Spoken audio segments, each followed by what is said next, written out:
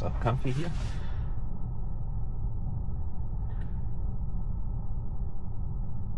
Good morning, everyone.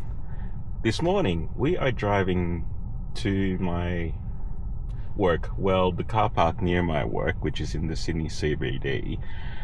But today we are trying out the new 14.3.5, hopefully I said that right, FSD version.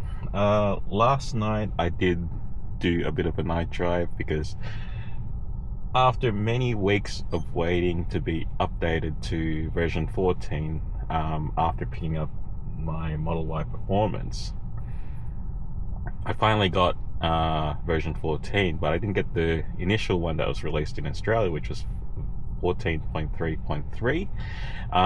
The one that I got is now 14.3.5, which was released pretty much, I believe, the day before or for wider release today. So we've got the car park programmed in, so we'll start self-driving. So I don't have my foot on the brake to confirm. We can just start. So from last night's drive, I did leave it on hurry. In but 200 meters, enter the roundabout and take the first exit. I'll just finish talking. But having said that, it did start off on sloth mode, which is the default way. So it also avoided the pedestrian who was walking the dog, so that's pretty good. And we'll head off. So this roundabout here on version 13, occasionally it wouldn't detect the cars that were coming from the right and just go through. Let's see, there we go. That's a bit of an issue. Well,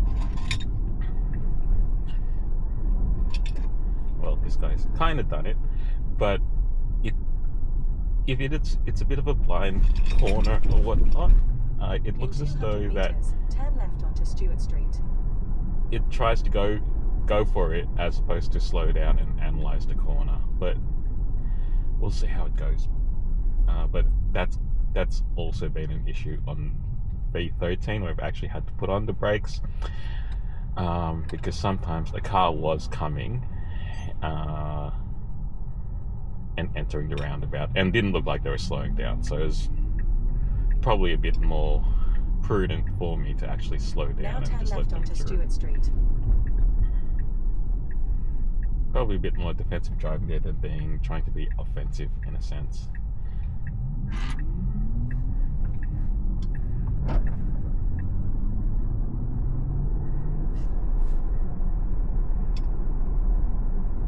So last night, this was still detecting the road was 50k an hour.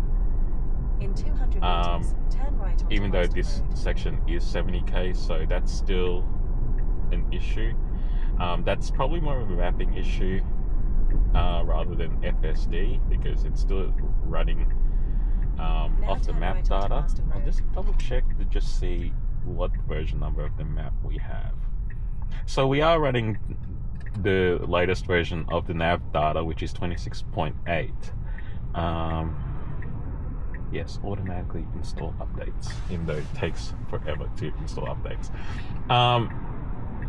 So yeah, the map data was a pretty decent download, but I'm just not too sure what they changed, because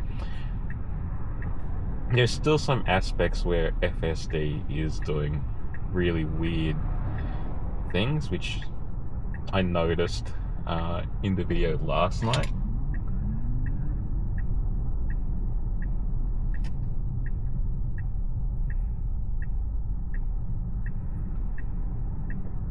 So we'll see.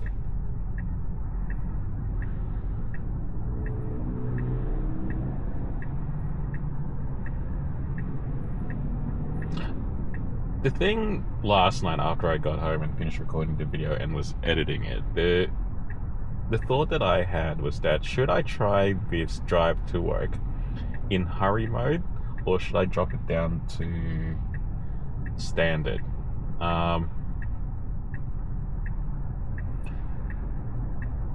If it's going to be too much traffic and hurry mode is trying to change lanes or whatnot, this is what I thought of last night. If that tends to start to happen, I'll most likely drop it down to standard, but for now I'll keep it on hurry, because obviously while recording this video I am paying attention to what FSD is doing.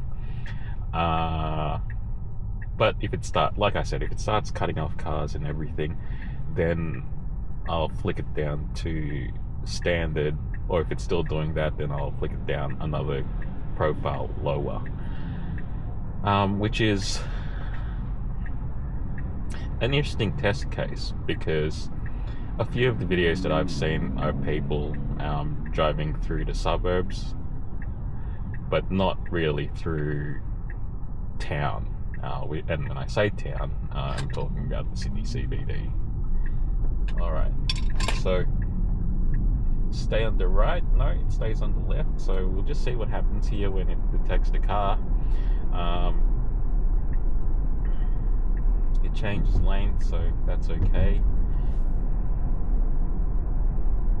The other thing that I'm also trying to do is that I'm trying not to interrupt the car, because there's a few people out there, and I did mention this, is that they're trying to keep their streaks because for some ungodly reason they think that this gamifying is just improving their endorphins and everything. So yeah, so I'll try to not interrupt it as much as I can. I'll probably just sit here and see what it does. So yeah.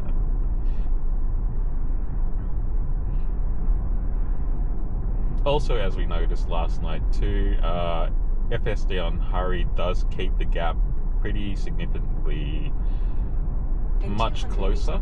Turn left onto Victoria. There's also this car coming up here. There's a bus, and it did change lanes, which is great. Normally it would change lanes even though it did detect that it was there, and now turn left onto Victoria. So that's a better way to manage it, like instead of changing lanes and detecting or whatnot, because I think at that point the lane changes get a little bit slow or gets a bit hesitant. It's actually considering whether or not to move, to not actually leave the lane, which is great.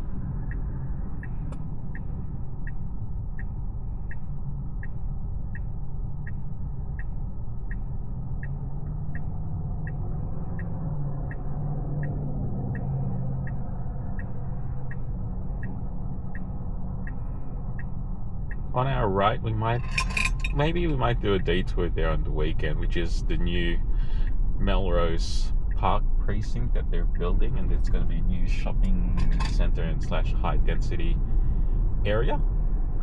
And we'll see how FSD goes in that area, because I'm not too sure if it's been mapped correctly or whatnot. So it'll be an interesting use case if I do get around to it on the weekend.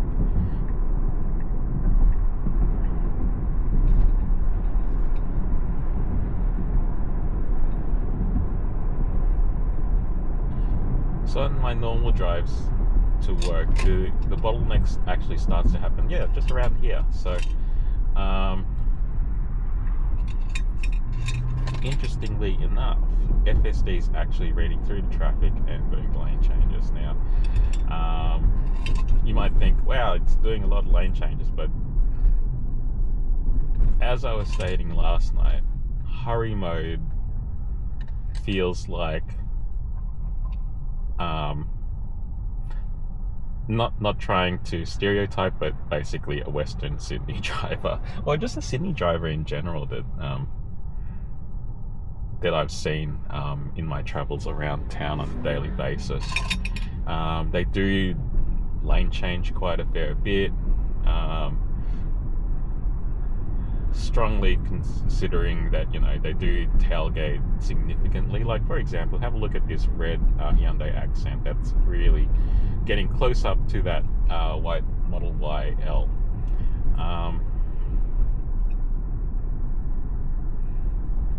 No surprise that there's a fair few rear-enders. Not that I've seen them, but basically when you see the tow truck or whatnot, a lot of the issues there is that a car's getting towed because they've been rear-ended.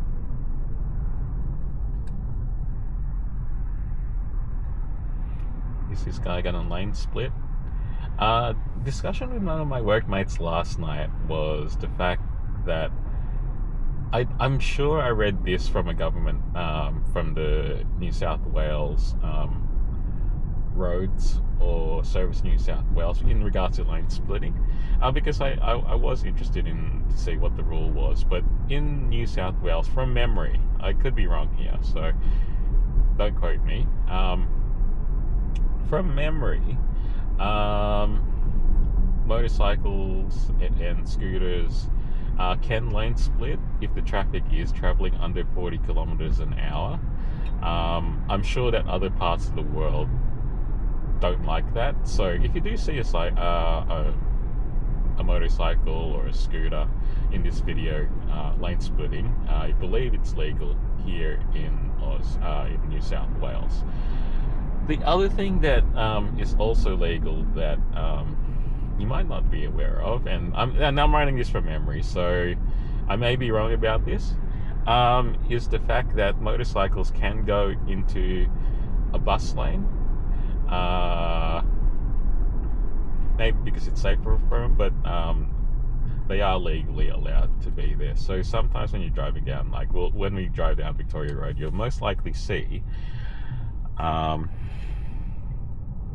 motorcycles and scooters driving on the bus lane. Oh, maybe we'll actually see them while we're driving down this road actually in the next few minutes. So yeah. However, cars, when it's designated as a bus lane, cars aren't usually allowed unless they're turning right within a couple of 100 meters of the place where they're turning. Sorry, not right, turning left into.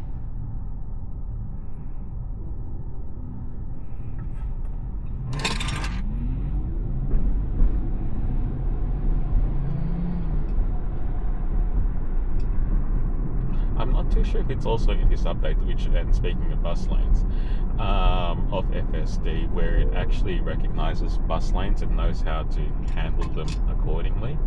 So yeah, there we go. There's a good example of a Sydney driver. He was actually sitting on my left here, and he's cut across 3 lanes just to get to the right. So there we go. Yeah, bus lanes. Yeah, FSD is meant to recognize bus lanes. Now, I'm not too sure if that's in our version, because there was some conjecture on what was being posted on a few of the software release sites, like notatesla.com, and I think it was Teslafy or something like that. But yeah, where they report Tesla Scope is another one, where they report what's in the release for the software updates for Tesla. Yeah, a few of the sites were saying that it included bus lane detection and everything like that. So yeah, I'm not too sure whether or not this version has bus lane detection, but it'll be interesting to see how it manages bus lanes. But I kind of noticed there that when we're turning on Victoria Road, from Marsden Road back there, right to stay on V13 it'll most likely stick onto the left lane, because that would turn into a bus lane. Now bear right to stay on Victoria Road. Whereas on V14, I've actually noticed that on a couple of drives, this is I'll probably be wrong about this, especially when I thought that they've turned off the indicator exit for roundabouts. Basically, it looked as though that FSD, possibly using the map data, it knew that the bus lanes were coming, so it would take the lane most optimal without having to change. Now, I kind of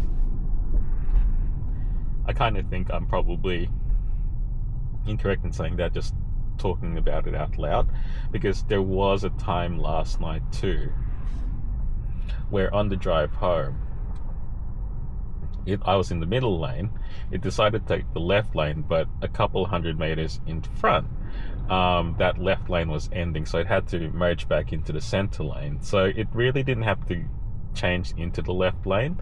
But I think with the I'm guessing here, I think with the AI the AR or the FSD model, it saw that we were turning left within, let's say, less than 500 meters. That's why I took the left lane, but then it realized the lane was merging, so that's why it probably did that lane change and do all sorts of weird stuff. So I guess some finessing around some of those, I wouldn't say edge case, because that is more frequent on roads where a lane does end and everything.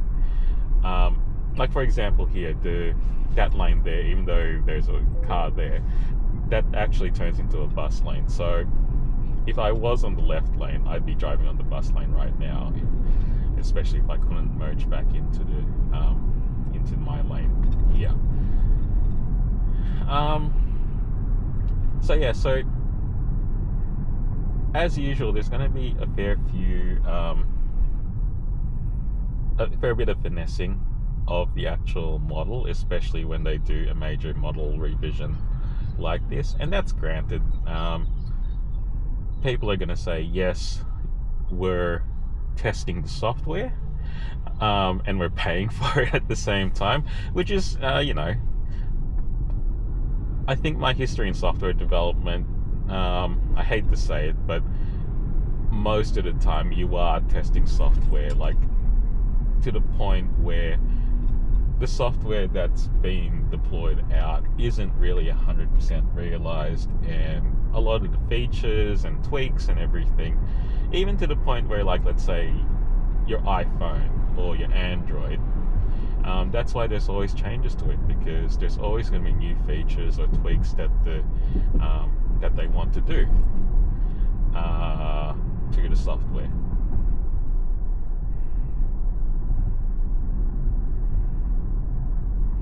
So even though that's a school zone, it's not a school speed zone at the moment.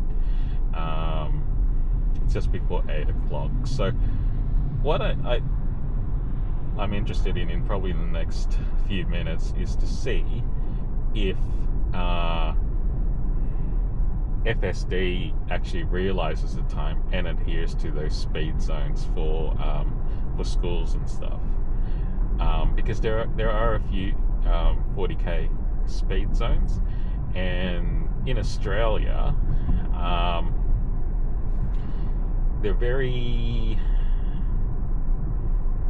the police are very aggressive in targeting speeding, especially in those low speed zones.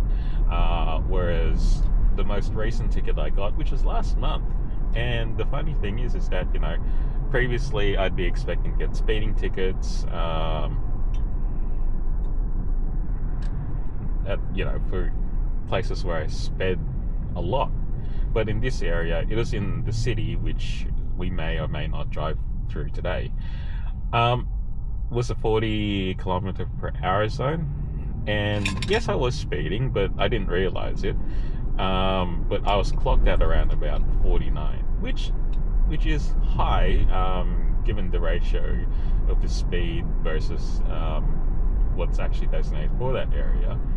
But yeah, it's still pretty significant. Like, I think in the US or whatnot, you get a from memory, everyone drives 10 mile an hour higher than what the actual speed sign is prescribed. So while I was up there for a month last year, especially in Texas, everyone seems to be driving, instead of like 70 mile an hour, like 80 to even 90 mile an hour. And that's on average. I'm not saying that, everyone was speeding. Well, they were. But that was the normal rate of speed, because that's what the traffic was going at. Unlike here in Australia, where even though it might be a designated 70k an hour speed zone, people drive through at around about 40-50k, which is unfortunate, but people are just trying to avoid getting pinged with a fine or infraction, because they do also, what was it? Add demerits to your record.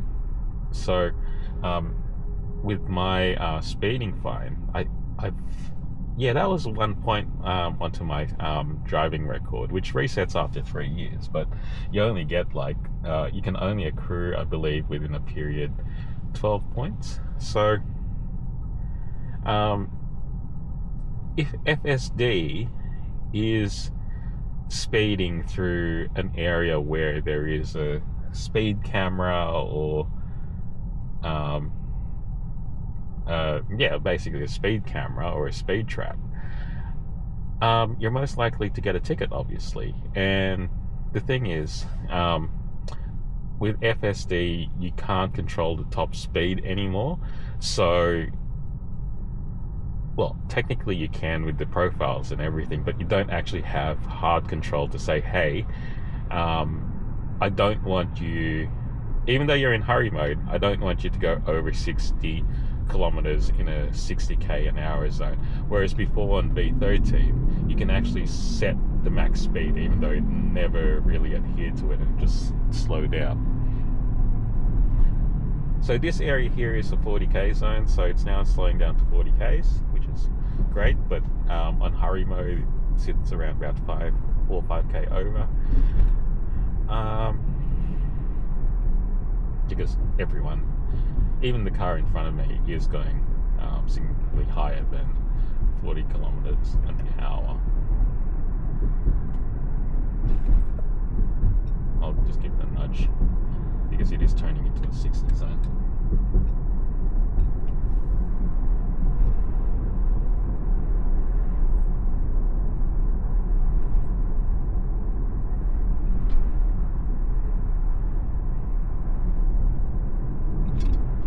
So yes, we still have a bus lane here. It's only in the mornings.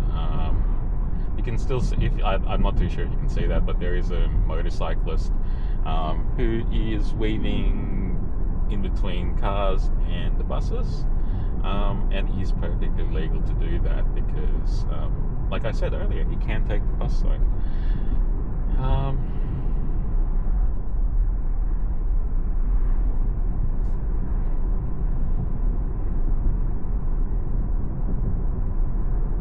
So one of the things I was expecting, and we are going now 63 in the 70 zone, was that it would change lanes. Yeah, because this person is, like I was saying, people in Australia, for whatever reason, drive significantly slower than the actual prescribed speed.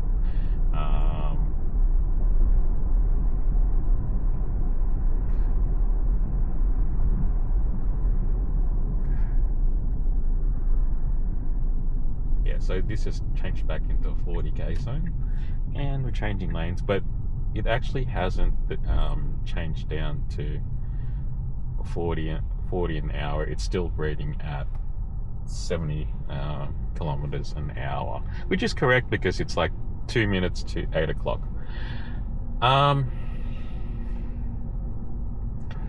The other thing I noticed while I was editing the video was that my phone mount was in the way of the sexy dash where I've mounted it, so it's cutting off, like from the viewpoint that you can see the video in, it was cutting off probably around about a third of the screen. So I've just taken that off just for now, so you can see both what's on the Tesla screen and also what's on the sexy dash, which is Waze. At the moment it's showing that traffic is yellow, which is good. We are early-ish, and this guy is really slowing down. That's why it's changed lanes, I guess. Don't know why it did the lane change before, but that's okay. Now he's matching the speed. So yeah, so there's a lot of clown drivers out there. And now this guy in the white car is slowing down. I'm not driving it. This is how this is the usual way people drive here in Australia. In 300 meters, Like, oh, a car's behind me, I should slow down.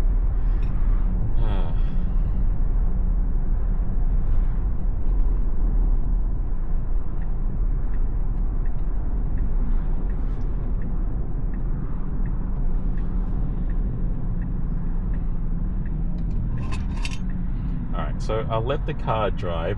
This bit here is a little bit fiddly. On V13, what it would do, it would turn right from this lane and try to merge back into the left lane because we're going left. Now turn right onto Westbourne Street. It's busy at the moment, so if I do need to take over, I'll take over, which effectively kills my 12.5 streak on FSD, which I still think is a bit of a stupid thing. So here we go. Now it's trying to now turn left merge onto in, Street.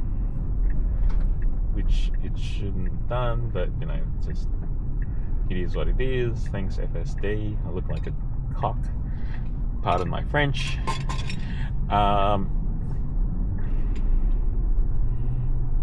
Should have said rooster. I look like a rooster. There we go.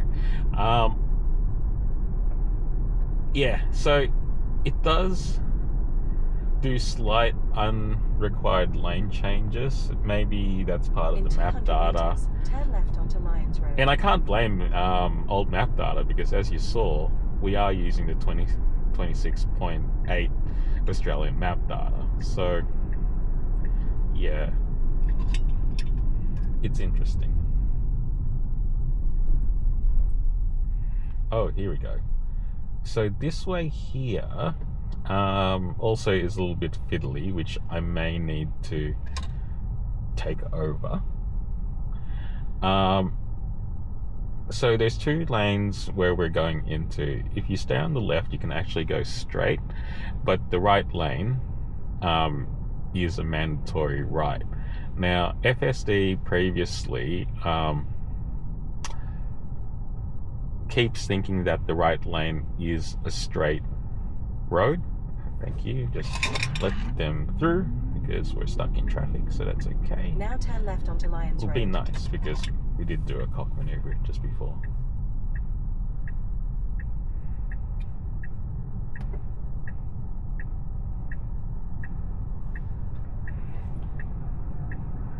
So yeah, this might be another point where I need to take over, because what I was saying was that if it goes into the right lane and tries to go straight,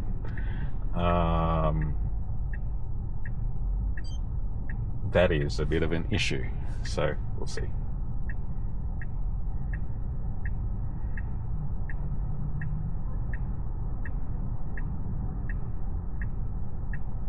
Now you can go.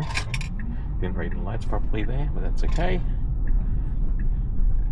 Alright, so it looks like it's going to do what it normally does.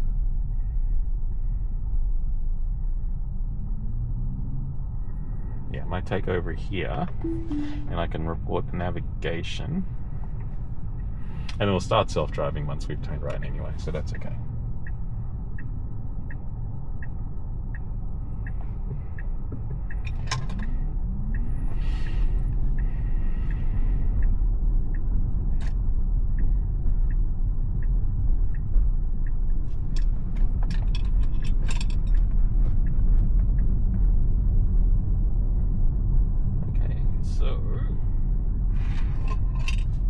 Self-driving again. There we go, back. We're back onto self-drive.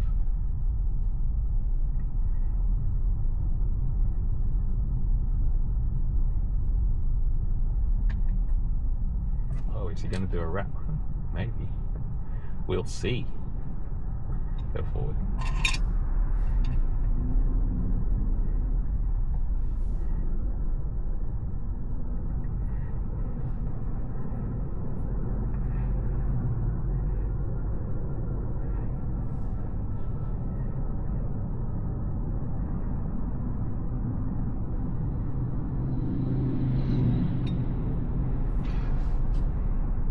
So yeah, Victoria Road is notorious for people doing rat runs.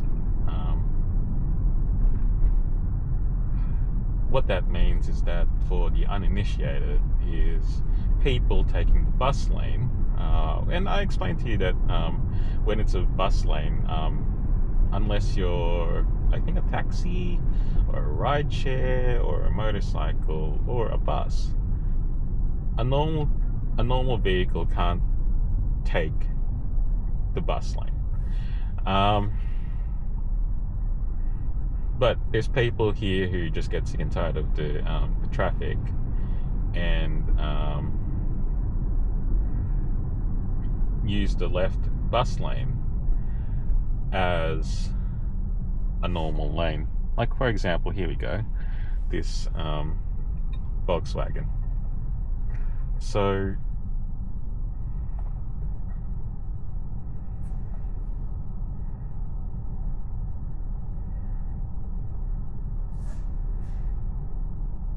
knowing how drivers behave here, they'll most likely try to merge into the side of my car. Yep, so here we go. There's a few people here who are trying to be rat runners.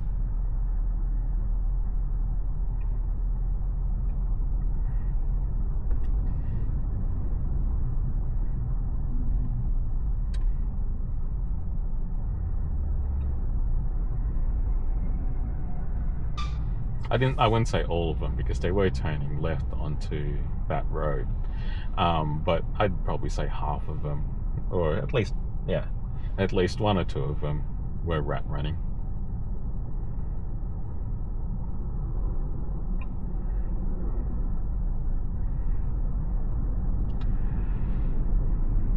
The funny thing is also this stretch of road, even though that, you know, people get impatient because it just gets blocked up.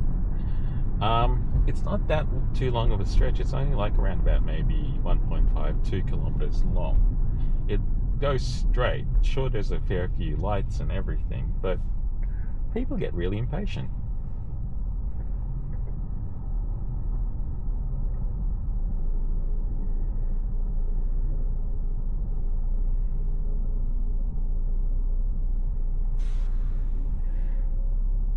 Alright, so looking at the direction that we're going, it looks as though we're going to take basically the M8 motorway slip road.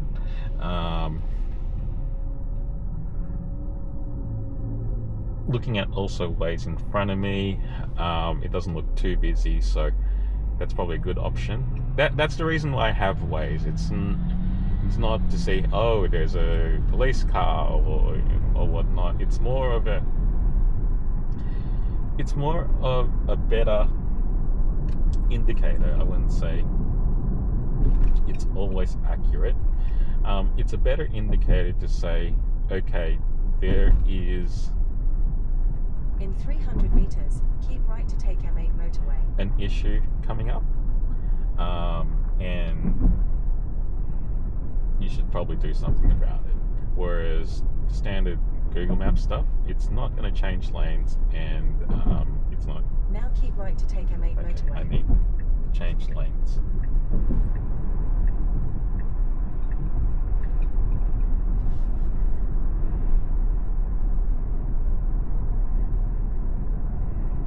So yeah, so I feel like that issue there, that actually has gotten worse from V13 to V14, because V13 would actually detect that fork in the road, and at least 200-300 meters before that would actually change to the appropriate lane where we can take the slip load.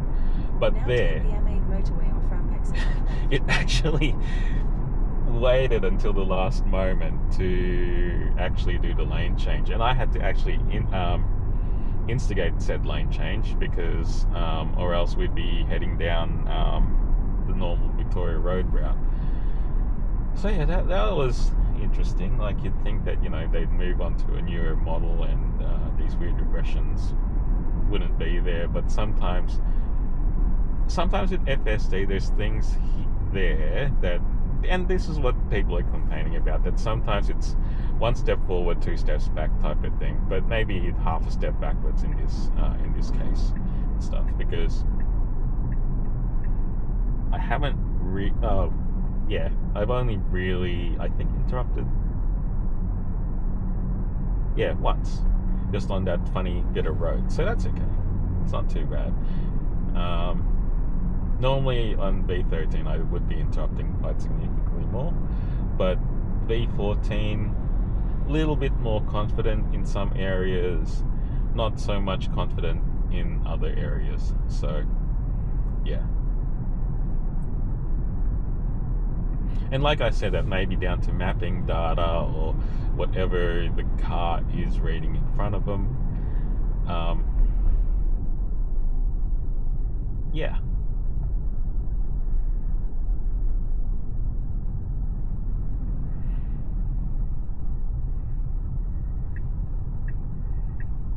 Okay, so now you indicate, oh, you're indicating early for a lane change.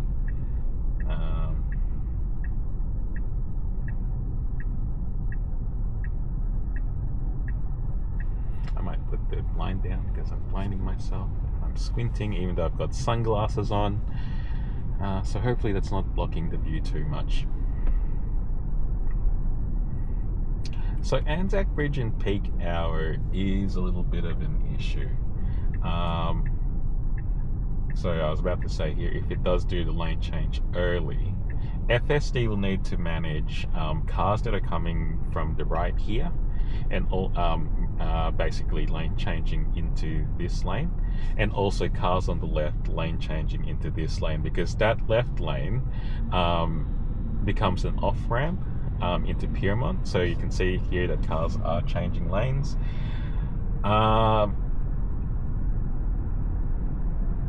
If I didn't want to touch it, I'll be happy that we stick on to this lane because it still takes us into town.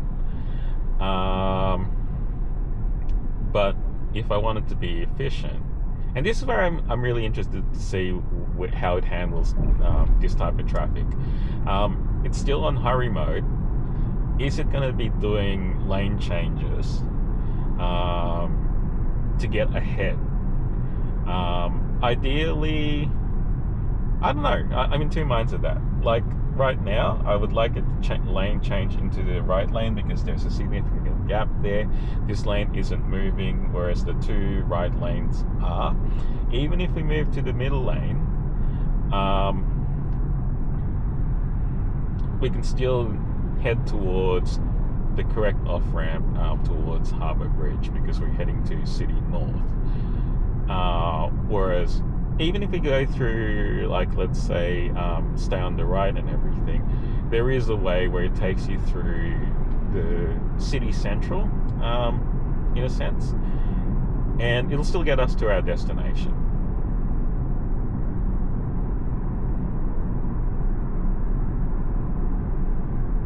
So here we go. I want to see if FSD will let this car in. Come on, get in.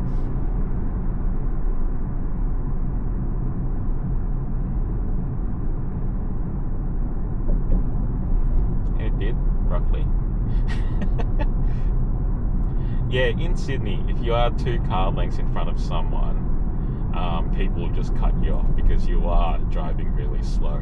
And that's the annoying thing which I've seen with a few influencers recently who have gotten onto FSD v14 and saying that, oh, it's causing me panic or whatnot. But they'd be sitting, but then I realized when they drive, they'd be sitting as far back as like 3 car lengths behind someone. And that's why we have like weird traffic pileups or whatnot, because everyone just freaks out because of the traffic for whatever reason. Unfortunately, we do have a lot of low IQ drivers, which is a problem, but the government just hands out licenses like it was candy out of a cereal box. I'm not saying all the influencers drive like that, but there's a few who I just think that I'm not too sure how they got a driver's license. 300 meters, take the King Street exit Anyway, that's enough of ranting from me at the moment. So over here is probably the new IMAX, which I haven't been to. I used to go to the old IMAX that they had in Darling Harbour quite a fair bit, but after COVID, I haven't really been to the cinemas or anything. Maybe that's an option for the new Avengers movie when it comes out. We'll see if it goes out into IMAX, and maybe I'll splurge that extra to watch it at IMAX.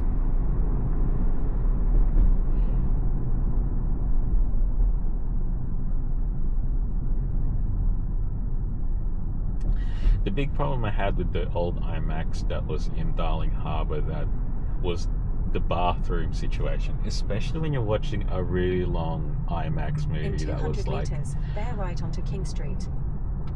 I wouldn't say 2.5 hours, just probably closer to 3 hours. You're trying to hold in your bladder, you're drunk probably a good, let's say, a gallon's. I don't even know what a gallon is. Is that 1.6 litres? Anyway, a gallon's worth of soda, and also an equal amount of popcorn. So here we go, dude. Here's a clown driver. Yeah, and probably midway through the movie, you need to have a bit of a toilet break. Now, the problem there was that to get to the toilets was a little bit of a hassle, because you'd have to go out and then I think go up a few flights of stairs and then also go through another hallway, because that's how far it was from the actual cinemas. Also, if you didn't make it through, like, let's say a very long session of IMAX, it would well, basically they would exit people. Well, look, we're not going that way, so I had to take over FSD. So yeah, this is the bit that I have issues with in the city, is that it just doesn't know how to navigate this section of town. Yeah, so I was talking about IMAX. IMAX toilet. Yes, the IMAX toilets weren't great. Sorry. No, actually, exiting the IMAX, I did mention the toilet already. Exiting the IMAX after the movie wasn't great, because they made you walk multiple stories of stairs. And the thing is, like, you'd be at the point where you needed to go to the bathroom, and it was a long way to go. There's a few close calls leaving, but I think that was probably my not favorite part of the IMAX, well, the old IMAX in Darling Harbour. So hopefully it's better with the new setup. Like I said, I haven't been to the new one just yet, so it'll be interesting to see if the experience is the same.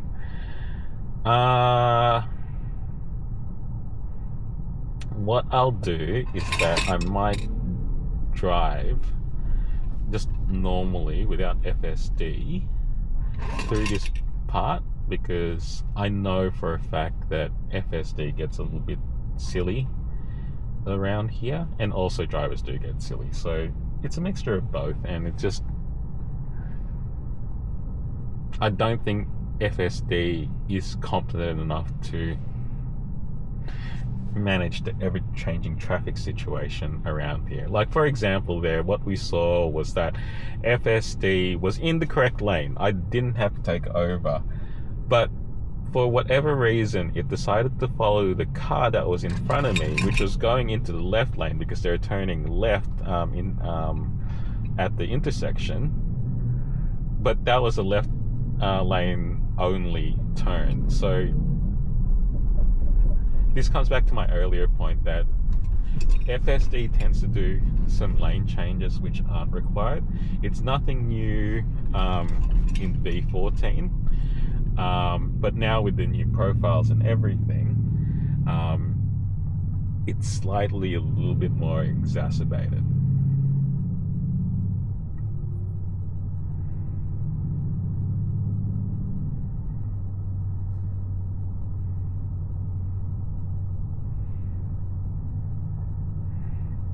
So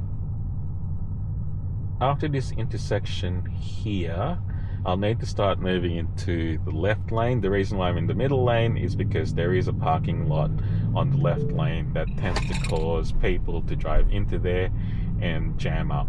So there is a Tesla, 3 cars in front, which is going into the car park. And yeah, and then there's this other Tesla who is changing lanes. What? Okay, anyway. Alright, here we go. Now turn left onto Elizabeth Street.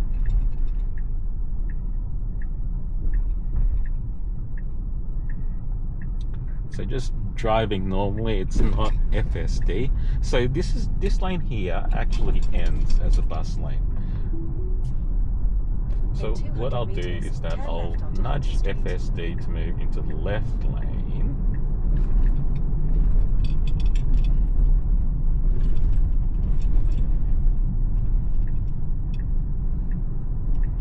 And see how it handles the next couple of intersections, because they are a little bit jank due to the metro works that's happening around here. And also, obviously, the heap of pedestrians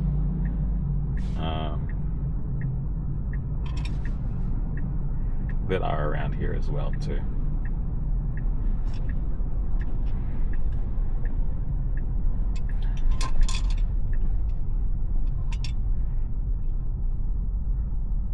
So one of the nuances here is that you don't want to be in this lane, so I'll take over.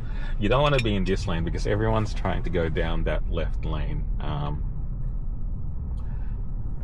So what FSD should be doing, and I don't think this nuance is programmed in, is that it should have stayed on the right, gone straight, which is the opposite of what we were doing or whatnot earlier, and going straight. So there's just those edge cases where I don't think it understands what lane it's in and how to effectively deal with it. And that's the thing, that's why I'm thinking it's mapping data, where that data needs to be entered in. And also basically I think I'd probably call it the community experience of how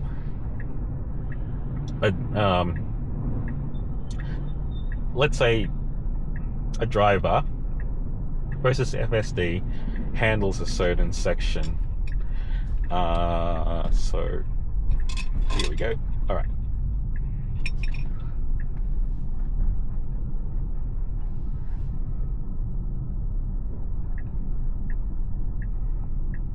Now your destination is on the right.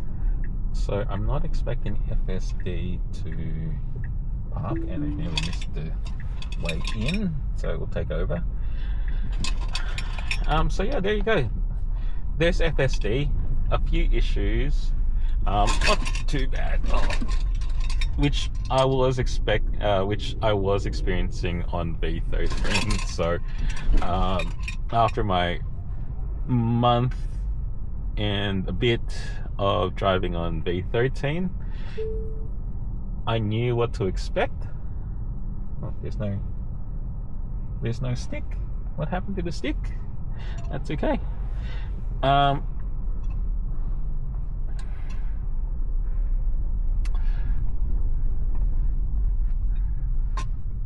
Alright, so yeah, and you know, like for example, just us going to this parking area here, I needed to take over, because or else I would have had to drive around the block, even though the parking spot is here. And we saw that last night when we were driving down Sydney Park, because FSD couldn't figure out where to park. Alright, so just park up the car. Now your destination is on the right. Oh, thank you. So looking at my stats, at the moment, FSD, ever since I moved on to version 14, 97% of my driving has been self-driving. I think, you know, that makes sense. Like I said, I'm not going for a long streak or anything like that. I want to be accurate in a sense that if I do need to take over, I am going to take over. And so this actually reflects a lot of my driving, even on v13. So it's great that they have driving stats. I'm still against this streak being here on the main screen, because it really gamifies it for people who like that endorphin rush and just want to brag about, hey, look, I've done a streak of, like, you know, a couple of 100,000 kilometers, or I've just only driven on FSD, where, you know, in reality there's still some weird edge cases or nuances where you do need to take over FSD, and that's what ruins your streak if you are playing for for a long driving streak to be on FSD. I'm now yabbering and stuff, so hopefully you enjoyed that drive into town. Thanks for watching, and I'll catch you on the next one. Bye.